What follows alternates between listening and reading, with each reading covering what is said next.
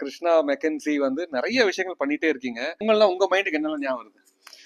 பொங்கல் நான் எப்போ மாடு பொங்கல் யோசிக்கிறேன் இல்ல. உங்க ஊர்ல ஆமா, மாடு பொங்கல் ரொம்ப ஜாலியா இருக்கா. நம்ம நம்ம ஆரோவில்ல அப்போ இப்போ நமக்கு மாடு வச்சுக்கல, நிறைய வேலை மாடு வச்சுக்கோங்க. பட் அந்த காலத்துல அந்த மாடு எல்லாம் அந்த மாலை பண்ணுங்க, அதுக்கு தான் நான் யோசிக்கிறேன் பொங்கல். ஆமா, அப்போ பொங்கல் தான், பொங்கல் அந்த காலத்துல மாடு வண்டி இல்ல, பசங்களா மாடு வண்டி உட்காருக்குங்களா. அப்போ கிராமம் சுத்தி சுத்தி சுத்தி போயிடுச்சுல்ல பொங்கலுக்கு. இப்போ மாடு வண்டி இல்ல, எல்லாம் தத்த ஐஸ்ல சுத்தி சுத்தி போகும். மாட்டு வண்டி பாக்குறது ஒரு பெரிய, மாட்டு வண்டி பார்க்க முடியாது, தாய வண்டி பார்க்க முடியாது. இப்போ டாட்டா ஐஸ் தான் சுத்தி சுத்தி போவோம்.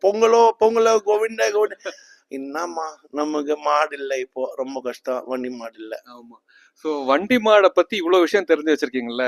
உண்மையிலே நீங்க மாட்டு வண்டியில இங்க லாங் ஜர்னி பண்ணி. நான் தான் ஒரு டய வண்டி இருந்தது, 2 மாடு இருந்தது, பெரிய கொம்பு இருந்தது மாடு. மாடு கொம்புக்கு பெயிண்ட் எல்லாம் அடிச்சிருக்கீங்களா? அந்த காலத்துல நாம் எப்பவும் பெயிண்ட் அடிக்கல, எங்க ஆள் தான். அவங்க மேபி நான் பார்க்கவே இல்லை, இங்க பின்னாடி தான் பெயிண்ட் பண்ணிச்சு. நான் பெர்மிஷன் கொடுக்க மாட்டேன் பெயிண்ட் அடிக்கிறதுக்கு. ஃபெஸ்டிவல் எதுக்கு வந்தது? ஃபெஸ்டிவல் தான் ஒரு ப்ரேயர், ஒரு நன்றி பூமி தேவுக்கு. நம்ம உணவுங்க தான் நம்ம உடம்புக்கு, நம்ம கலாச்சாரமுக்கு. அதுக்குதான் ஒரு டான்ஸ் இருக்கு, காஸ்டியூம் இருக்கு, ட்ரெடிஷன்ஸ் இருக்கு. அதான் ஒரு ஃபெஸ்டிவல்.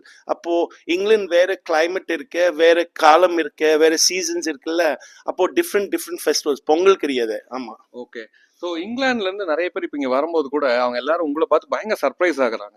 இங்கிலாந்துல இருந்து வந்தவங்க, what is this Krishna, how did you change this much of costume, language, எல்லாரும் உங்களை பார்த்து ஷாக் ஆகுறாங்க. அவங்களுக்கு எல்லாம் என்ன சொல்ல விரும்புறீங்க? அவங்க எங்க ஆத்மா நான் பார்க்கவே இல்லப்பா.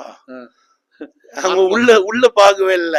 என்ன தோல் முகம் மட்டுமே பாக்குறான், வெள்ளக்காரன் அப்படிதான் நினைக்கிறாங்க.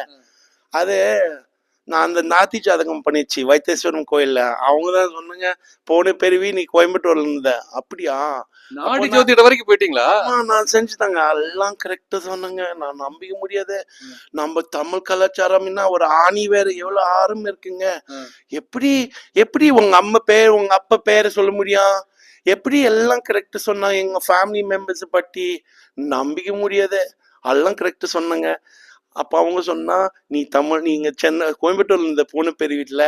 அப்போ நான் நினைச்சேன், ஆமா தமிழ் எவ்வளவு நேச்சுரல் தான், எங்க மனசுல இருந்து வந்து வாயில இருந்து வெளியே வரா. மேபி கரெக்ட் தான். ஆமா, கொங்கு மக்களே, கோயம்புத்தூர் மக்களே, இவர் போன ஜென்மத்துல கோயம்புத்தூர்ல பிறந்த எல்லாம் பங்காளி தான். கோயம்புத்தூர்ல நானும் கோயம்புத்தூர்காரன். அப்படியா? தமிழ் தான் பங்காளி தான். எல்லாம் மச்சம் மாமி தான், மச்சான் பங்காளி தான்.